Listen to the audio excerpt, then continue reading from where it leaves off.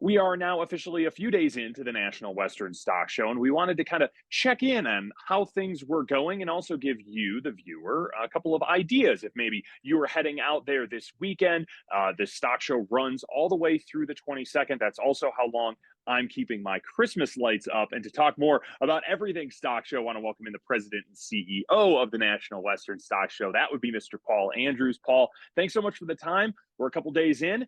How are things going?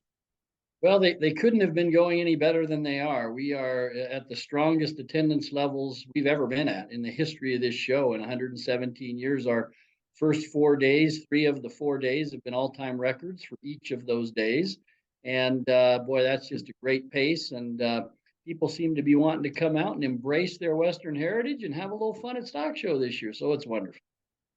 I'm sure to get to those record setting numbers, you have some first timers, you have some people coming back maybe after a while away, a few years maybe in the gap of visiting the show. So, for those people, what are some of the must dos?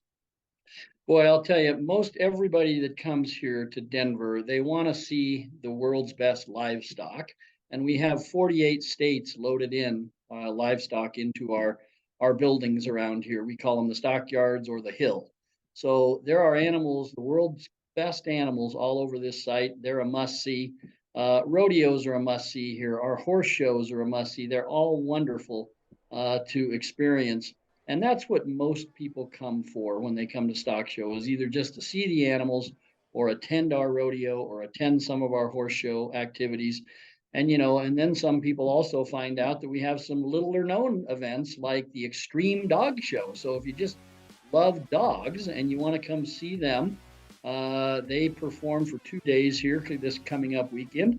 And it will just be, it's just kind of a little known fact that we have this great dog show also. And we have a Wild West show as well. So there's so much for everyone here. It's hard to pin just one thing down. But there are also some new things this year, specifically some improvements that were done to the complex. Tell us a little bit about that. Yeah, so we're in the really the tail end of the first year of the National Western Stockyards, the new stockyards, which has 20 acres of pens in them with animals everywhere. We also have our first new building, the Hutchison Western Stockyards Event Center, and that building has a lot of sales in it, a lot of shows in it. People are showing their animals in there to be judged. So those are the first parts of the new National Western Center.